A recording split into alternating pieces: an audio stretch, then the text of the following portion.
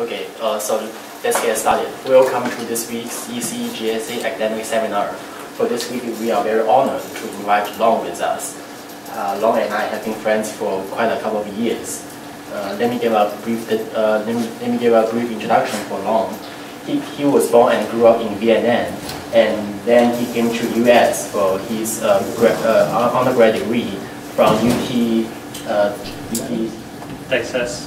Oh, UT Dallas. UT Dallas. And then after that, he came to University of Maryland then for his PhD degree. Previously, he has been working on some microwave devices. And right now, he is working on some quantum devices. And his research involves some very exciting thing about the future quantum computer. As you know, the minimum computing device of a future quantum computer is called a quantum bit or qubit. And Long is going to tell us something about how a qubit works and some quantum measurement techniques. Okay, thank you, Mr. President. It's a big honor. I have been here many times, but this is the first time as a speaker. So let's get started.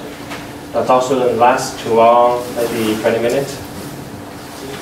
So first of all, I will just give a very brief introduction to the basic concept in quantum information, superconductivity, and circuit quantum electrodynamics. Then I will primarily talk about our current experiment with the Fluxonium qubit and discuss the results. And we can go. So this is the first part.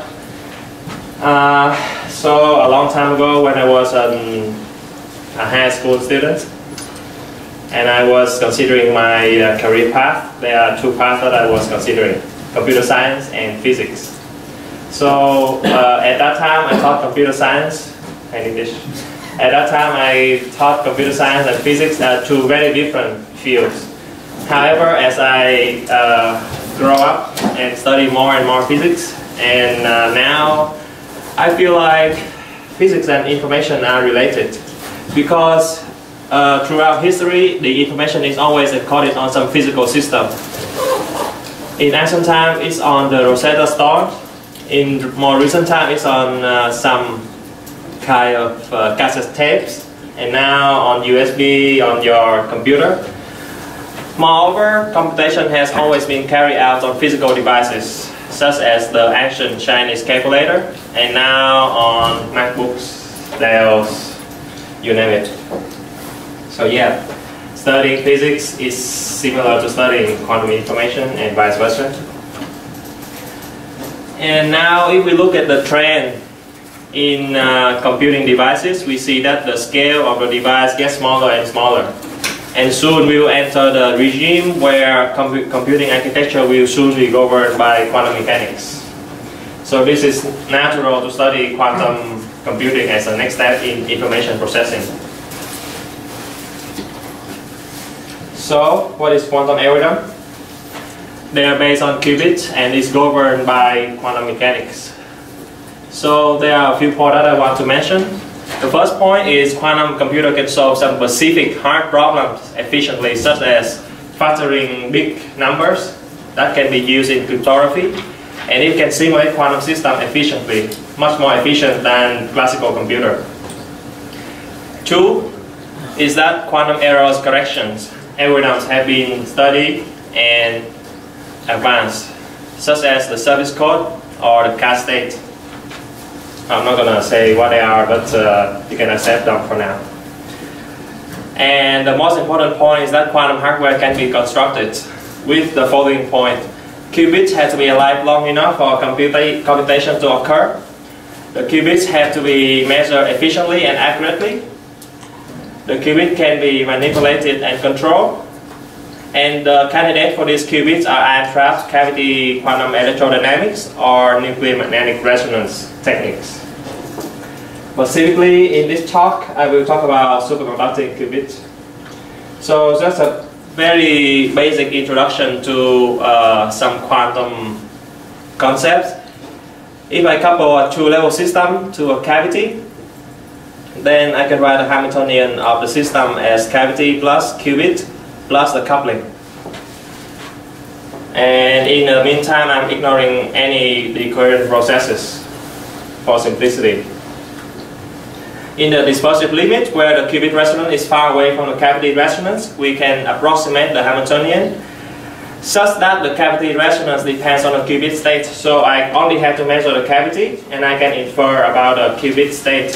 For example, if the qubit is in the ground state, I will measure the resonance of the cavity at -1.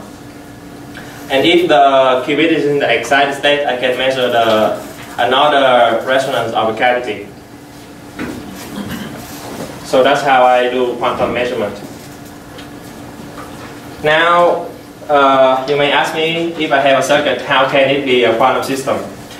The first point is that if I have an inductor and a capacitor, the parameter that dictates the behavior of the inductor is the magnetic flux. And the parameter that dictates the behavior of the capacitor is the charge that lives in the capacitor. And they turn out to be quantum conjugate. Moreover, if I have this element to be in the superconducting regimes, then I do not have any dissipation. Therefore, I don't have to write a resistor here. That allows me to write a Hamiltonian of this circuit as a kinetic term plus a potential term. The kinetic energy lives in the capacitor and the potential energy lives in the inductor. And we can see the similarity between a harmonic oscillator and my circuit. The position of this block is now the flux, the momentum is now the charge, and etc.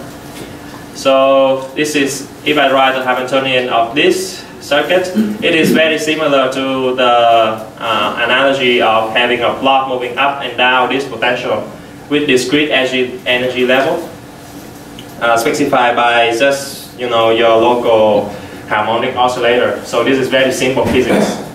However, if you think about it, this is not a two-level system. And if you apply a certain energy to excite some state, then you cannot control to what state you can excite your system to. So you definitely need some anharmonicity. What is anharmonicity? Anharmonicity means the spacing between different levels are different. And how can we achieve that with a circuit? The answer is the Josephson junctions. What is a Josephson junction? The Josephson junction is an island of two superconductors connected together by a thin layer of insulator. And the degree of freedom in such an element is the phase difference between them. For the Josephson junctions, we can understand it as a nonlinear inductor with a very high inductance, such that your EGA is normally much smaller than the inductive energy of a geometric inductor. And I will come back to this point later. Yes? When you're talking about the phase, what phase are you talking about? Okay, so this has to do with superconductivity. If you write a wave function of superconductor, then it has a phase. You write a wave function, right? Or in Jean-Claude-Landau's theory, it's going to be the order parameters. So let's say that the order parameter here has a phase phi1. The order parameter here has the phase phi2. Okay. Then Josephson says that there is current across your Josephson junctions that scale with side of the phase difference between them. So that is the simple Josephson equations. But if you study the microscopic effect, then it's much more complicated because you have to study analytic bound state that carry the supercurrent, blah blah blah. Does that answer the question? Okay, so let's move on. So superconducting qubit. So let me stress that there are many types of superconducting qubits based on these three elements, but in this talk we will focus on the Fluxonium. What is a Fluxonium? Fluxonium is a superconducting qubit with very large inductance, such that your EL is very low. And why is it important? I'll talk about it again in another slide. And if you have these three elements, you have some type of legal set, and you can tune your superconducting qubit to be in a lot of regimes. For example, you can have like a Mendeleev type of table. You have different type of energy level here and here. And turns out that Fluxonium is kind of special in a way that it has it's similar to Fluxonium, but with an L over here. Okay, so where is the picture of our Fluxonium? So this is the progress of superconducting qubits so far. The qubit lifetime has reached, the classical Fluxonium reached 10 to the 4 nanosecond in 2009, and that's what the first Fluxonium invented at Yale. 2 years ago, they studied 3D Fluxonium, which means the Fluxonium putting in the 3D cavities, and they measure the lifetime at the level, at the scale of 10 microseconds, and this is the longest alive qubit in the superconducting regime ever. Any question? So that's why we want to study Fluxonium. And why does it live so long?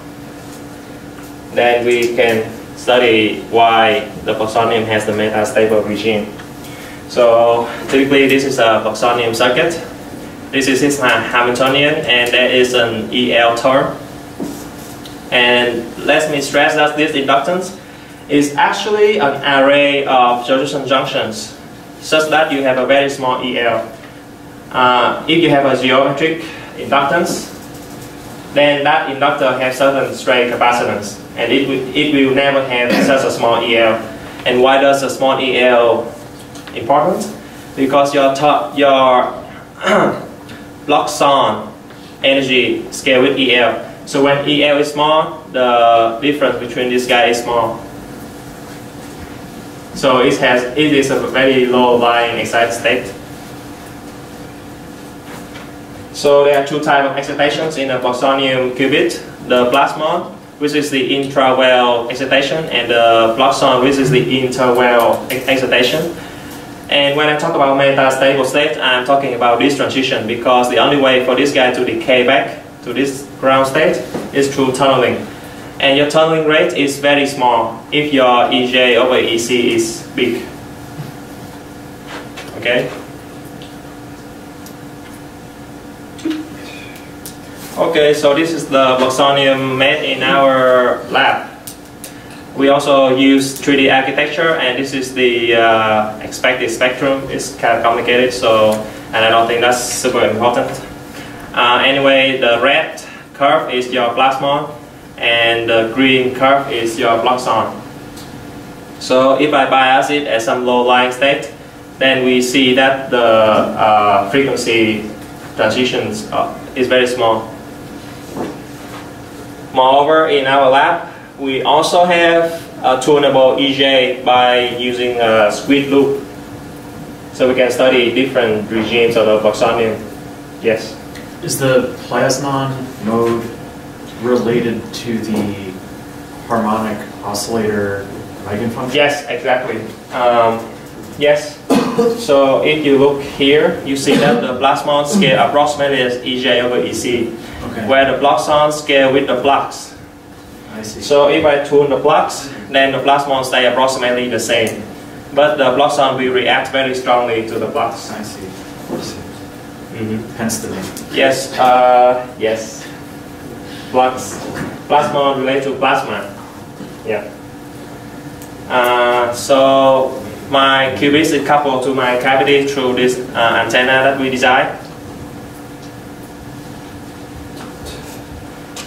Normally, before they study EJ over EC in the regime of 1 to 10, in our lab we study them at the scale from 10 to 30, just to study the tunneling rate.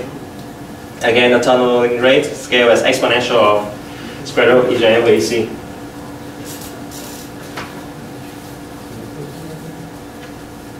So this is the setup. We use a cryogenic fridge, and the key to studying qubit is that you have to isolate the noise. How do you isolate the noise? This is the routing line. So basically, you don't really care about the strength of the signal, because you can always increase the strength of the signal when you drive your system. So we use attenuator at different temperature, down to 15 milli-K, which is the temperature of the sample. And then we read out also from 15 milli-K to room temperature. So we want complete as much isolation from the environment as possible. And in order to do that, we also use isolator, which means your signal can only pass one way and not the other. We also use some amplifier in order to amplify the signal from your sample. And then this is the electronic instrument setup. It's a bit complicated, so I'm not going to go into details. But the idea is that you try to modulate your signal in order to reach the qubit, and then you also, so this, let's say this is your sample, and then after you receive the signal from your sample, you will also amplify it again, and you mix it down to IF frequencies, because it's very hard to analyze RF signal. So that's the two key things about the setup. So this is our spectroscopy of the qubit. This is the plasma mode, as I showed you before. So this guy is this, and we see two periods of oscillation of the plasma mode. How about the Fluxon? You know, because if your EJ over EC is too big, then you are not able to excite the Fluxon at all, because you cannot tunnel across the potential wells. Okay, I'm going to skip this because it's hard to explain. So we also observe two types of plasma transition. The first one is from your ground state. The second one is from your metastable state.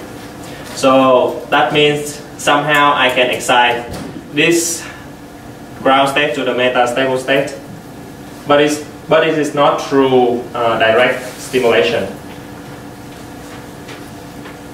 So that is kind of a mystery until recently, and we realized that. Okay, I'm going to talk about the Fluxon real quick. As you decrease EJ, the tunneling rate also increase. And we were able to excite the Fluxon, but only at the level that there is some degeneracy with the plasmon. Because if there is degeneracy occurs, then the tunneling rate will have from first pumping to the plasmon and then across the well. It is just easier than pumping from here to here directly. And it results in the anti-crossing between the Fluxon and the plasmon. Second order transitions means so I talked about the harmonic oscillators earlier. Such that this is a 2-photon plasmon that you excite from the ground state to the second order excited state within the same well. And we observed 600 megahertz of anharmonicity, which we actually expected by engineering the qubit. Any question? So the evidence of metastability is that we think you cannot excite your qubit from the ground state to the metastable state directly. But your cavity has some cavity photons, and it somehow excites the ground state to some higher state, and that higher state will decay back to your metastable state. And this is evident when we sweep the cavity power. So the first one is just my first plasmon mode. The second one over here is my metastable plasmon mode. And as the cavity power increases, more cavity photons enter the picture, and I was able to excite to some higher excited state, and that will decay to my metastable state, and I was able to measure it, which I wasn't able to measure at a low cavity power. So that is the excitation mechanism for the metastable state. What is the T there? Temperature. Why is T less than 0? Okay, so if you think about it, your system always prefers to live in the lower temperature, right? And your ground state is supposed to have the lowest temperature. And this one is supposed to have a higher temperature. However, when the cavity power is high, your system prefers to live in higher, the state with higher energy, right? It means the temperature of this one is lower than the temperature of this one. So the temperature difference between them is negative. So it's a temperature difference. Yes. Okay, no doubt. Yeah. So the temperature of this one minus the temperature of this one is negative. So that is something that hasn't been observed before. So the outlook, superconducting qubit is actually the first solid state qubit that reached the third state. The first state is you perform some operation on some physical qubit. Second state, you perform some simple algorithms on physical qubits. The third state is you do quantum non-devolution measurement for error correction and control. And the next stage that the community is going to do is to perform logical memory with longer lifetime than physical qubits. But in our lab, we will try to measure the lifetime of the metastable state, and we think it will open the pathway into some other stage in quantum computing research. And that's it. 20 minutes.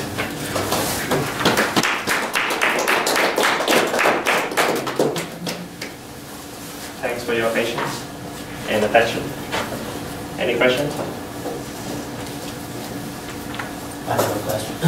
So you were trying to change the voltage of a metal coil, so as the input voltage. That is okay. That is the x-axis. This? Yes. What is the y-axis? Y-axis is the frequency. How do you measure that? Using a I don't measure it. I just pump, so I know exactly at what frequency I pump. Okay, so coil voltage is I apply voltage to the coil. This frequency is I use this AWG, and I also mix it with the local oscillator in order to excite the qubit. And how do you know whether it is excited or not? Okay, so let's go back here. Okay, so let's see. Okay, so I know the let's say that it's in the ground state most of the time, right? I'm gonna bias my cavity here, and I read the phase of the cavity of the transmission through the cavity. If there's a jump in the phase, then I know that it's not in the ground state anymore. So I know that the qubit is excited. So yeah, I only measure at this point. And so you are measuring the optical phase of the system of the Q. The Q of the system? I can measure the Q of the cavity. Oh. Yeah. So based on this data, I can just perform some fitting and measure the quality factor of the cavity. He was asking about the phase.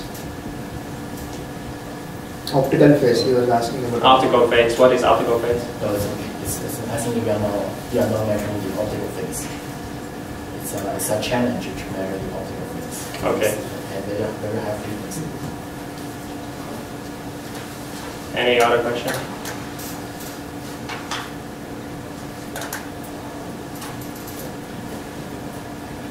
And just one more small question. Mm-hmm.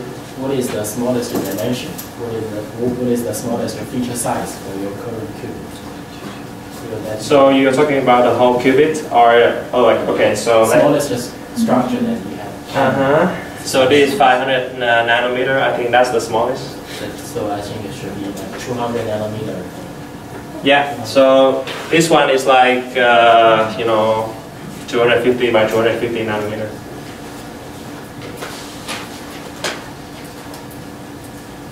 How do you obtain this using the 3D cavities? Using 3D cavities, how do you achieve higher flux? What do you achieve when you're using it? Lifetime. A higher lifetime, yeah. How do you do that? Okay, so there's a theory that relates to between cavity and qubit such that the two systems know about each other. So I think I didn't mention that in the quantum, in the first slide, that you cannot measure the qubit directly, because if you measure a quantum system, you can project it to either ground or excited state. So you only measure your cavity. And if your cavity is, okay, so I think this picture. Okay, so you have the cavity decay rate and the qubit decay. This is the qubit decay by itself, but if the cavity decay too fast, it will also affect the qubit through this coupling. So in 3D cavity, it just has a higher Q. So the decay rate is low. The decay rate is lower for the 3D cavity, hence the lifetime of the qubit also increases.